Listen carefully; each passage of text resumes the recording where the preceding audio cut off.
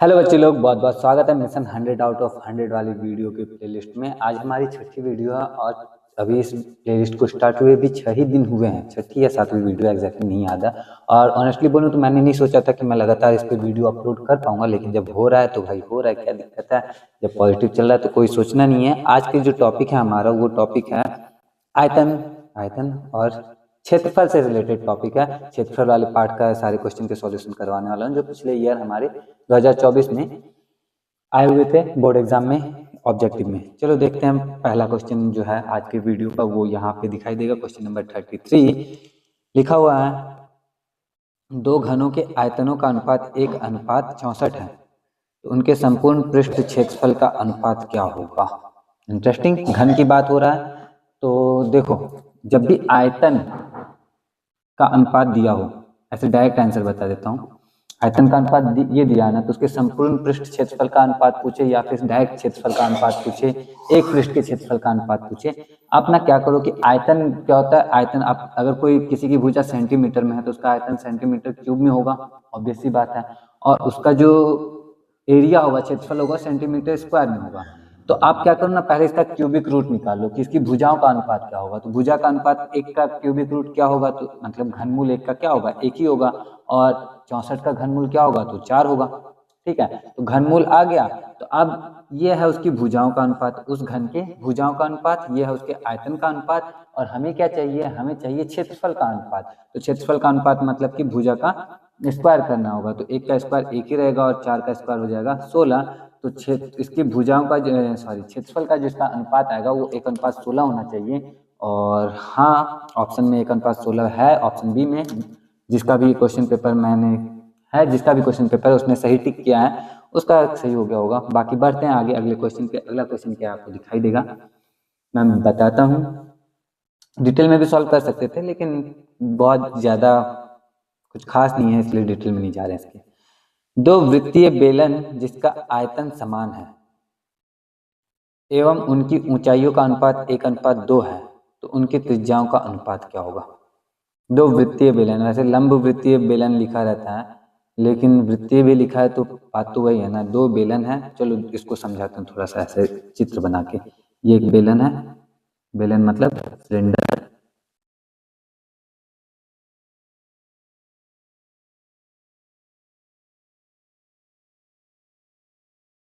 ठीक है, और यहीं पे एक दूसरा बेलन भी है, कुछ इस तरह से।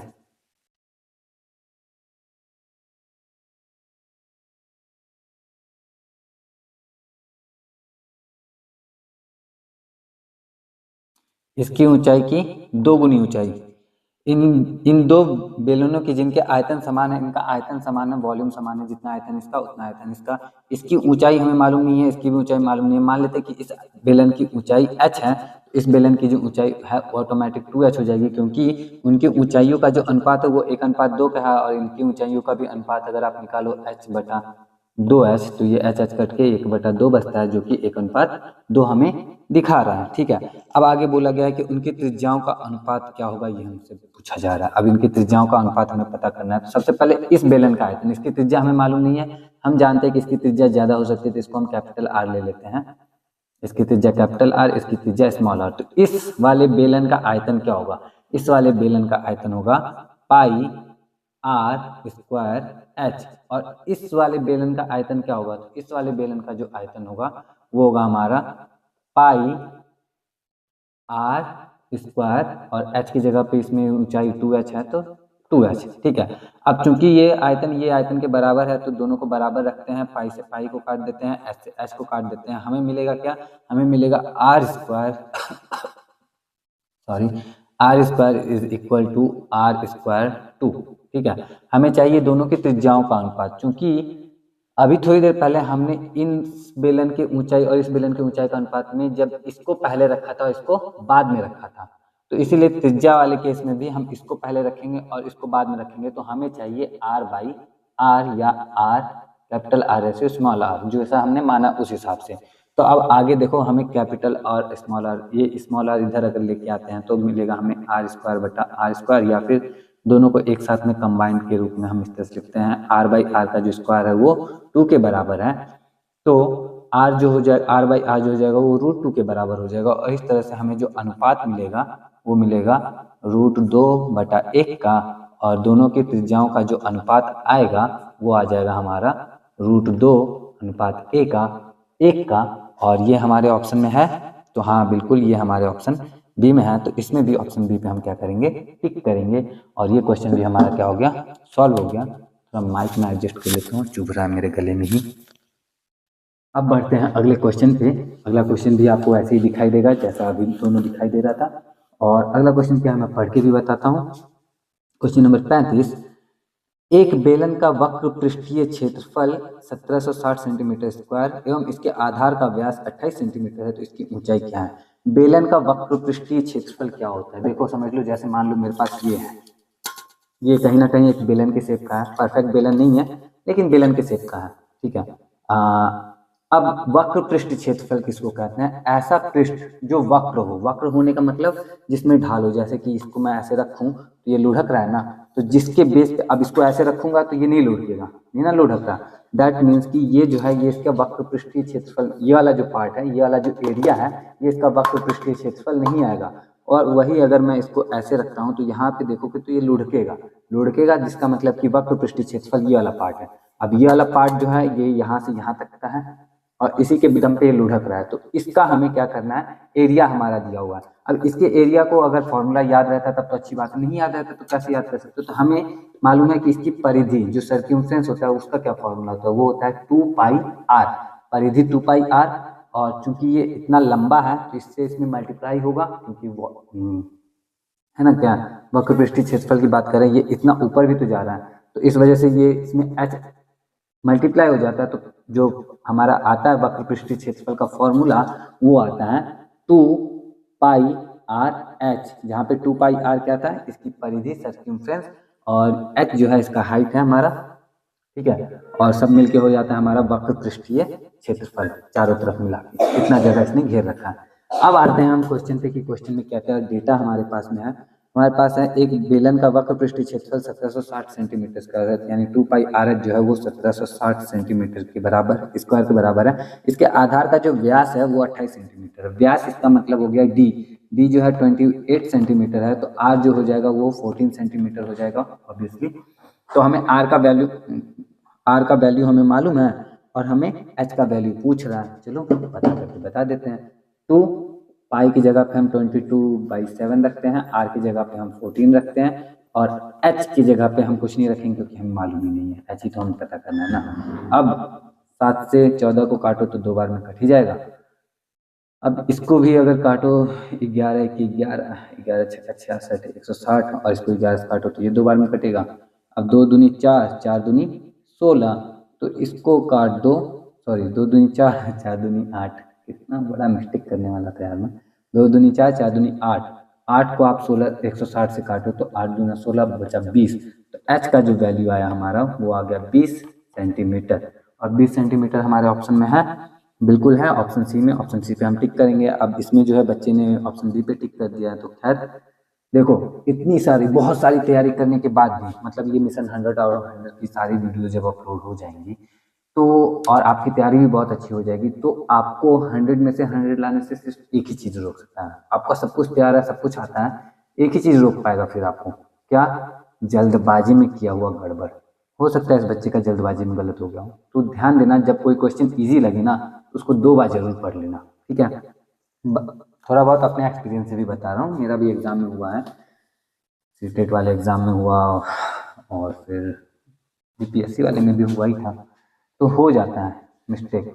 और इतना, अब जैसे मेरे एग्ज़ाम का तो अलग ही सीन है ना, वो तो जॉब के लिए था, उसमें हम पूरा स्कोर करना अलग बात हो जाती है, लेकिन इसमें पॉसिबल है, इसमें हो सकता है, इसलिए मैं भी कोशिश कर रहा हूँ, आप भी कोशिश करो, आएगा। बढ़ते हैं आगे अगले क्वेश्चन की तरफ। क्या है हमारा अगला क्वेश्चन,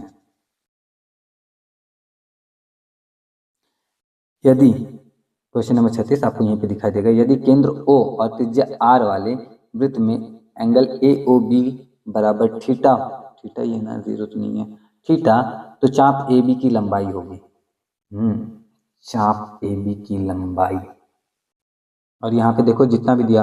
अब इसके लिए मैं चित्र नहीं बनाऊंगा, डायरेक्ट बोलता हूँ सीधे सीधे, चाप किसको कहते हैं आप जानते हो नॉर्मली।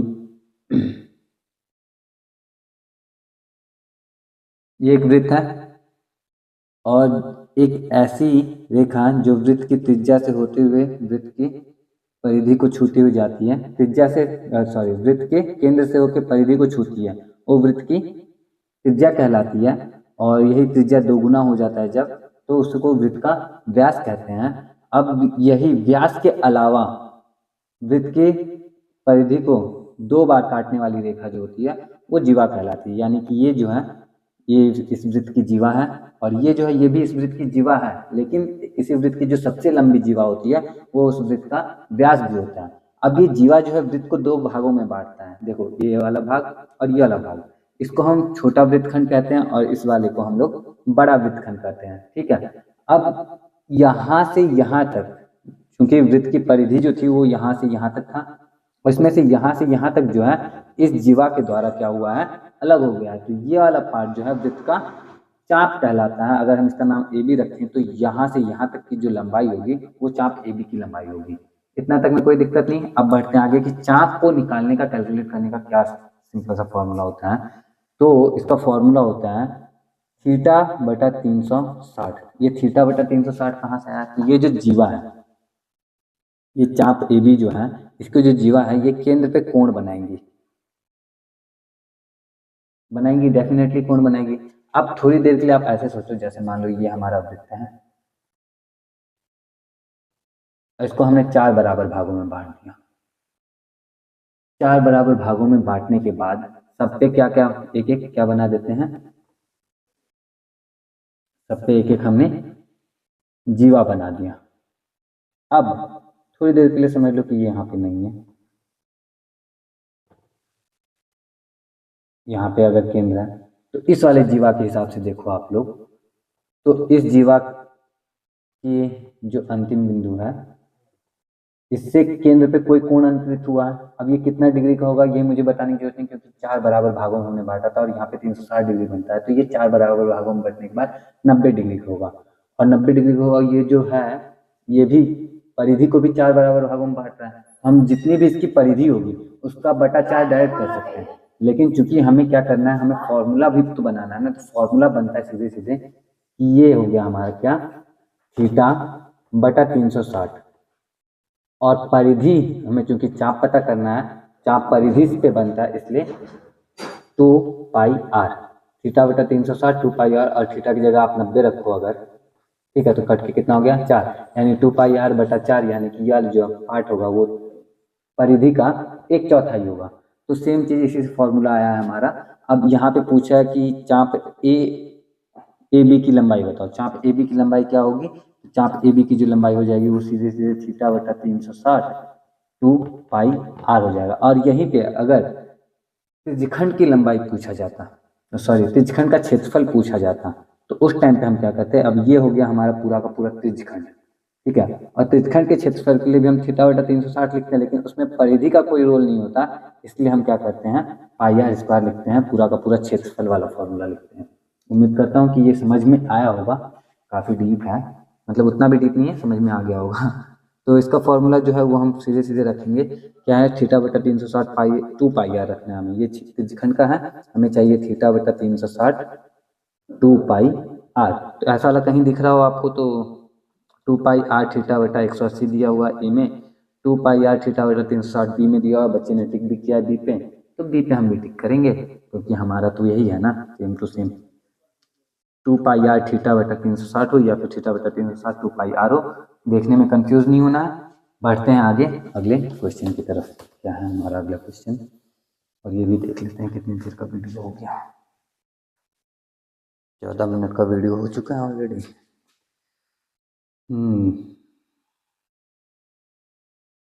तो आगे जो है इस तरह के क्वेश्चन और भी हैं, तो एक काम करते हैं आज की वीडियो के लिए इतने रहने देते हैं, या फिर एक क्वेश्चन और देख लो। क्वेश्चन नंबर 37, यदि किसी शंकु की तिर्यक ऊंचाई L तथा आधार की त्रिज्या R हो तो शंकु का संपूर्ण पृष्ठ क्षेत्रफल क्या होगा। ये तो फॉर्मूला पूछ दिया सीधे सीधे ना, शंकु का संपूर्ण पृष्ठ क्षेत्रफल। देखो शंकु कैसा होता है ना, यहाँ पे शंकु के आकार का कुछ है नहीं मेरे पास, नहीं तो बता, ये देख लो, ये है शंकु के आकार का, ये शंकु है ना, नीचे से नुकीला होता है, ऊपर से इस तरह का रहता है। इसका संपूर्ण पृष्ठ क्षेत्रफल पूछ रहा है, संपूर्ण पृष्ठ क्षेत्रफल। अब शंकु यहाँ पे बना रहा हूँ तो फॉर्मूला भी आ ही जाएगा। सबसे पहले शंकु के संपूर्ण पृष्ठ, सबसे पहले वक्र पृष्ठ का क्षेत्रफल निकाल लेते हैं, तो वो आता है हमारा पाई आर एल। अब नीचे वाला क्षेत्रफल जो है, जिसके बल पे ये रखा हुआ है, जो नीचे वाला पार्ट है, उसका भी तो क्षेत्रफल होगा ना, वो वृत्त के रूप में होगा। तो वृत्त का क्षेत्रफल क्या होता है, पाई आर स्क्वायर, तो पाई आर स्क्वायर। तो शंकु का संपूर्ण पृष्ठ क्षेत्रफल होता है pi R L plus pi R square. और इसी को आप थोड़ा सा अलग से लिख लो, तो ये होता है पाई आर और ब्रैकेट में एल प्लस आर।